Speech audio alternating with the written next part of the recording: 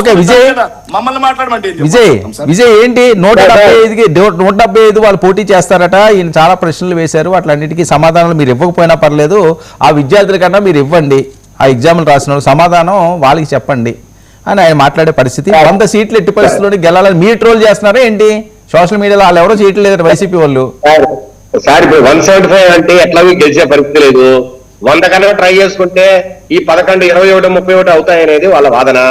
Sir Jaganmohan Reddy గారు అంతర్గత చర్చల్లో క్లియర్ గా చెప్పారట, డిలిమిటేషన్ అయ్యి మళ్ళా ఎన్నికలకు పోతే ఈసారి గెలవడం అసంభవం, ఖచ్చితంగా వాళ్ళకే గెలుపు సూచనలు ఉన్నాయి, ఈసారి అద్భుతంగా వాళ్ళు పరిపాలన చేస్తున్నారు, ఈసారి మనం గెలవకపోయినా వచ్చేసారి గెలవడానికి మనం ప్రయత్నం చేయాలి, అప్పటి వరకు నాతో ఉండడానికి మీరంతా ప్రిపేర్ గా ఉండని అంతర్గత చర్చల్లో వైసీపీ నాయకుడు చెప్పినట్టు. నేను మళ్ళా ప్రొఫెసర్ నాగేశ్వర గారి గురించి లాగా నన్ను అడగతండి, నాకు ఎవరో ఒక వైసీపీ నాయకుడు చెప్తే నేను దాన్ని ఇప్పుడు ఈ డిబేట్ లో చెప్తున్నా. కానీ ఇది అంతర్గత చర్చల్లో జగన్మోహన్ రెడ్డి గారు be prepared for next election also అని చెప్పినట్టు వైసీపీ నాయకులు బయట అంటున్నారు. అది కూడా కడప జిల్లా నేతలే కొంతమంది అన్నారు. మరి అది ఎంతవరకు వాస్తవం వాళ్ళకే తెలియాలి. రెండో విషయం ఏంటంటే సార్, వెన్నుపోటు పొడిచింది ఎవరు? ఈ రాష్ట్ర ప్రజలను సర్వనాశనం చేసింది ఎవరు? వ్యవస్థలను విధ్వంసం చేసింది ఎవరు? అవినీతి కుంభకోణాలు మయం చేసింది ఎవరు? ఎక్కడికక్కడ ప్రాజెక్టులను నీరు గార్చింది ఎవరు? పోర్టులు కావచ్చు, ఫిషింగ్ హార్బర్లు కావచ్చు, మధ్యలో వదిలేసింది ఎవరు? రకరకాల జాబ్ క్యాలెండర్లు అని చెప్పి సాక్షి క్యాలెండర్లను మీరు ఓపెన్ చేసింది ఎవరు? ప్రతి సంవత్సరం జాబ్ క్యాలెండర్ జనవరిలో ఓపెన్ చేస్తామని చెప్పి సాక్షి క్యాలెండర్ మాత్రమే ఓపెన్ చేసిన జగన్మోహన్ రెడ్డి కాదా? నేను అంటున్నాను సార్, రకరకాల హామీలు ఏదైతే చెప్పారో, మద్యపాన నిషేధం చేస్తామని చెప్పారు, ఆఖరి కల్తీ మద్యాన్ని రేట్లు పెంచి ప్రభుత్వ షాపుల్లో అమ్మించారు. సార్ ఫ్రీ సాన్ అని చెప్పారు. సార్ భవన నిర్మాణ కార్మికులు కొన్ని వేల మంది చనిపోయిన తర్వాత ఎవరికో ఒక జయప్రకాష్ పవర్ వెంకటేష్ అని ఒకరిని తెచ్చి వారికి టన్నుకింతని మేము ఇస్తున్నామని చెప్పి ఈ రోజు 8,000 కోట్ల జరిమానా వేసేయడానికి ఈ రోజు సిట్ దర్యాప్తులో సార్ 8,000 కోట్ల జరిమానాకు సిద్ధమవుతున్నారు. ఆల్రెడీ 3,000 కోట్లకు ఈ రోజు డిమాండ్ నోటీసులు ఇచ్చారు. అదే జయప్రకాష్ పవర్ వెంకటేష్ కి 5 కోట్ల టన్నులని ఈ రోజు శాండ్ వాళ్ళు 5 సంవత్సరాల్లో దొంగతనంగా ఆ పాలసీ మాటన దోపిడీ చేశారు. మరి వీటికి సమాధానం చెప్పాల్సిన అవసరం లేదా? సార్ ఒకటి చెప్తున్నా, ఏదైతే కల్తీ మద్యం కుంభకోణం జరిగిందో 1,18,000 కోట్లకు కుంభకోణం జరిగిందని ఈ రోజు సార్ సిట్ దర్యాప్తులో ఇన్ఫార్మల్ గా మాట్లాడుతున్నారు. సార్ ఇప్పుడు దొరికిన సాక్ష్యాధారాలు బట్టి 4,000 కోట్లని మాట్లాడుతున్న సిట్టు బయట 1,18,000 కోట్లకు ఒక్క పెద్దిరెడ్డి మిథున్ రెడ్డి 40,000 కోట్లు, వైఎస్ భారతీ రెడ్డి 50,000 కోట్లు. అంతెందుకు సార్, నిన్న మొన్న దొరికిన పిఏ కేఎన్ఆర్ 2,000 కోట్లకు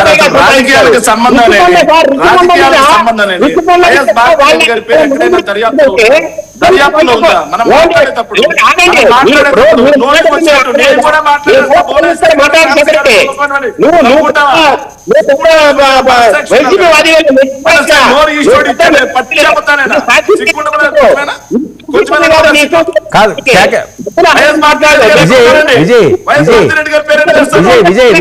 విజయ్ నేను మాట్లాడతాను. శేఖర్ నేను మాట్లాడతాను. విజయ్ ఇప్పుడు భారతీ గారి పేరు ఎందుకు వస్తుంది? సరే సరే ఓకే భారతీ గారి పేరు ఎందుకు వస్తుంది? దానికి ఏమైనా ఆధారాలు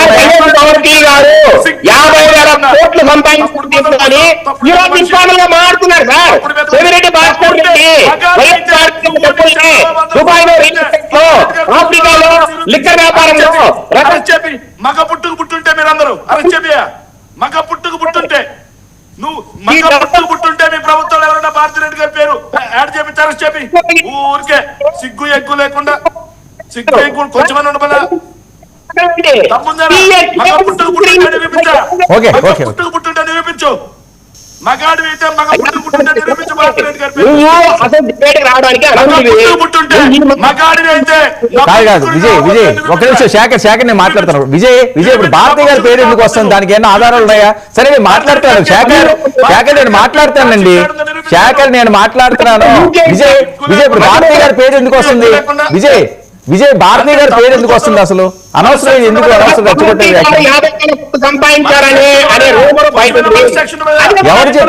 ఎవరు చెప్పారండి? శేఖర్ ఒక నిమిషం నేను మాట్లాడుతున్నాను కదా. శేఖర్ వినండి, నేను శేఖర్ నేను అడుగుతున్నాను, మాట్లాడుతున్నాను, దానికి నేను సమాధానం అడుగుతున్నాను.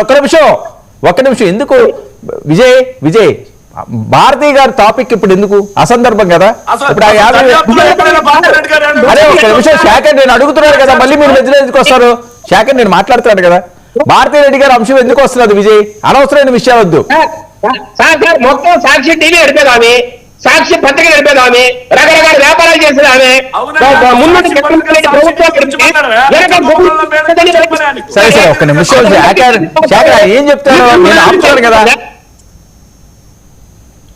విజయ్ టాపిక్ లోకి రండి. సార్ టాపిక్ మాట్లాడితే వారికి నచ్చేట మాడమంటే మేము మాట్లాడలేము సార్. మేము మా వాదన మేము వినిపిస్తాం. సరే శాఖర్ ఒక్క నిమిషం అండి.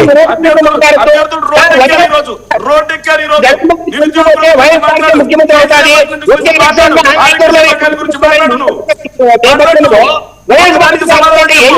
ప్రభుత్వ వైఫల్యాలు అడుగుతా ఉంటే మా శాఖర్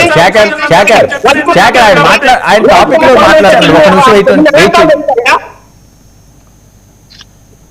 సార్ నేను అంటున్నా ఈ రోజు వీళ్ళు చేసిన వెన్నుపోటు ఏదైతే ఉందో 2019 నుంచి 24 వరకు సార్ ప్రతి వ్యవస్థను విధ్వంసం చేశారు, కుంభకోణమయం చేశారు, చీకటి రోజులను తెచ్చారు, పూర్తిగా సార్ ప్రజలను అణగదొక్కారు, భయభ్రాంతులు గురి చేశారు, భయోత్పాతాలు సృష్టించారు.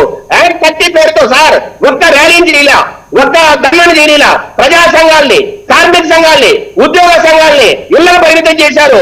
ఏదైనా వాళ్ళ న్యాయమైన డిమాండ్స్ ఉంటే వాళ్ళని తుపాకులు పెట్టి బెదిరించారు, కేసులు పెడతామని బెదిరించారు సార్, వాళ్ళ జీతాలు దక్కించారు. ఇంత అన్యాయమైన పరిస్థితిలో పరిపాలన చేసి సార్ ఎన్ని హామీలు ఇచ్చారు సార్, ఎన్ని మీరు తొమ్మిదిలో దక్కారు సార్. కల్తీ మధ్య ఇచ్చింది మీరు కదా సార్, ఫ్రీ సార్ పాలసీ పేరుతో ఇల్లీగల్ మైనింగ్ చేసింది మీరు కదా, మొత్తం సార్ గ్రానైట్ పరిశ్రమనే మీరు సర్వనాశనం చేసింది మీరు కదా, గ్రానైట్ వచ్చింది మీరు కదా, ఇన్ని రకాల కుంభకోణాలు మీరు చేసి ఈ రోజు వెళ్ళిపోతుంటున్నారు సార్. నేను ఏంటన్నా అమౌంట్ పేరుతో ఇద్దరైనా ముగ్గురైనా పిల్లలకి మీరు డబ్బులు ఇస్తామని చెప్పి ఒక పిల్లవాడికి ఒక విద్యార్థికి మీరు ఫలితం చేయలేదా? అట్లాగే సార్ జాబ్ క్యాలెండర్ ప్రతి సంవత్సరం ఇస్తామని చెప్పారు, ఎన్ని సంవత్సరాలు ఇచ్చారు సార్? ఆఖరికి సాక్షి ఓపెన్ చేశారు. విజయ్ చర్చిద్దాం. బాబు రెస్పాండ్ అవ్వండి.